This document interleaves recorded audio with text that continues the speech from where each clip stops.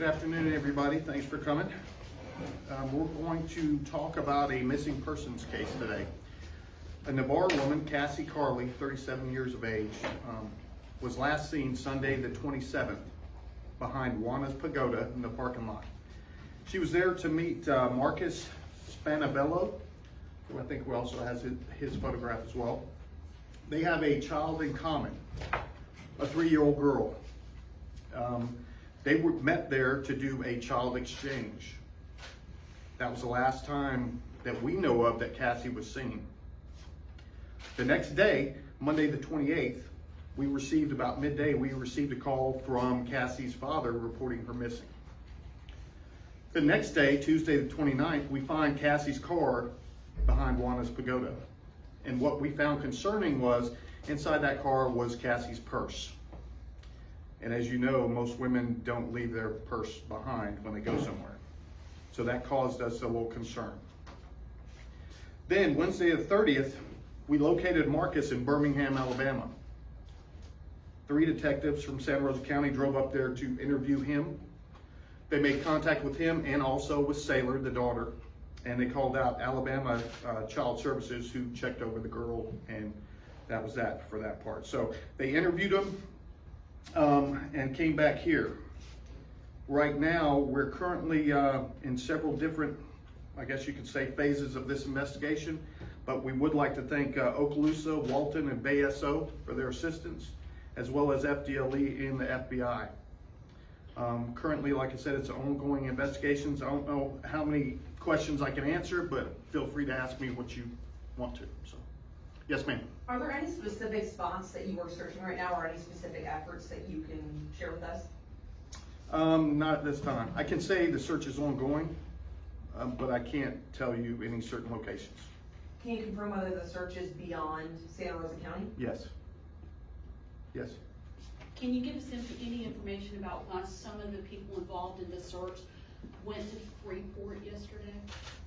I don't know the answer to that one. Okay. I mean, we didn't send them there. No, it was the community-led search. Okay. Yeah, I don't know. Yes, ma'am. We've talked to friends and family who all point their fingers toward Marcus when it comes to information that can lead to finding Cassie, and they believe he may know something about her disappearance. Do you feel like that's a fair statement?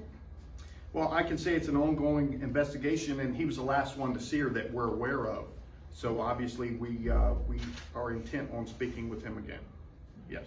Have any restrictions been put on him about leaving where he's at or the country? Not by us.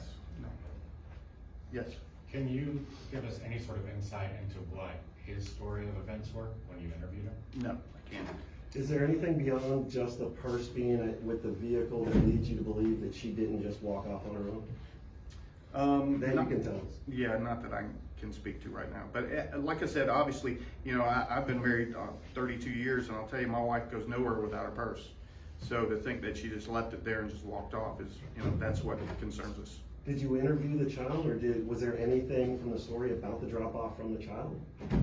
No, we did not interview the child. Now, like I said, Alabama Protective Services responded out, and I can't really comment on what they said. Yes? What was his connection to Birmingham? Was he like in the process of leaving, or does he live there, or what? No, I think he had a job site up there that he works at. When you say her purse, is that like all of her, like she had her ID, all that stuff was still in the car, or just a purse?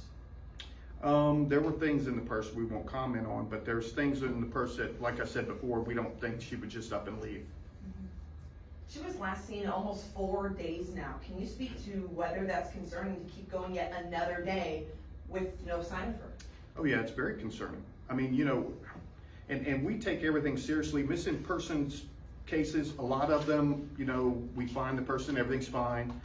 But usually you don't go 4 days without hearing from them, or them using a credit card or a cell phone or something. And right as of now, we have none of that. So yeah, we're concerned. So you can confirm that she's had no cell phone or credit card activity since Sunday? That we're aware of. Okay. Yeah. And that's why we have, you know, we didn't just assign a detective. Our entire major crimes unit is working this. So you've got 10 detectives that's pretty much all they're doing right now, is trying to locate Cassie. At any point, do you plan to identify a person of interest in her disappearance if this continues? Well, yeah, definitely. If we develop a lead or we develop information that points to a person solid, yeah, we'll have another press conference without a doubt. Is- Yes. How many witnesses have you guys interviewed approximately? Ballpark. Handful, there's really not a whole lot of first eyewitnesses. So I would say 5 or 6 right now, because when you start talking about witnesses, they meet by themselves together in this parking lot to do a child exchange. I mean, Is it typical to get major crimes in on the first couple days of a missing person case? it is when certain things pop up, like you find a person car. I mean, that worries us, so yeah. Yes, Have you all had any luck with surveillance video or anything in that area? I know it's out on the beach, but. yeah, we have. We've seen a bunch of video. The problem we have with some of it is, it's getting dark and that kind of thing, so we're still examining video, so yes. You said that you're concerned and worried. Can you speak to, are you specifically concerned that it's a possible kidnapping or any other crime? I mean, her life could be in danger. Well, when we look at this, we consider her missing, endangered. In other words, we don't know what happened to her. We don't have any evidence specifically pointing to a homicide or abduction or any of those. We just know that the way she has gone missing concerns us greatly. And you said that, responding to another question, that the search has gone outside of Santa Rosa County. Can you say that it has gone outside of the state? Have you contacted other agencies? Yes. You believe Cassie's alive? I'm not really gonna comment on what I believe. It doesn't really matter what I believe. I mean, evidence is what we go on, and right now we don't have enough evidence to determine if she's alive or if she's deceased. We don't have that kind of evidence right now. Did you call the FBI to get involved, or did they volunteer? How did that They process go? volunteered. And where do you go from here? They'll be examining evidence for us, certain types of evidence that we don't have the capability of looking into. They'll take that. FDLE, same way. They have certain software programs and things we don't have that they do, and hopefully they can help us. Yes, ma'am. Did you ever, were you ever able to determine if there was any problems with Cassie's car that you guys have? We're not gonna comment on that, but yeah, we do have the car in custody, so, yes. Anything else? Okay, thank you very much. Thank you.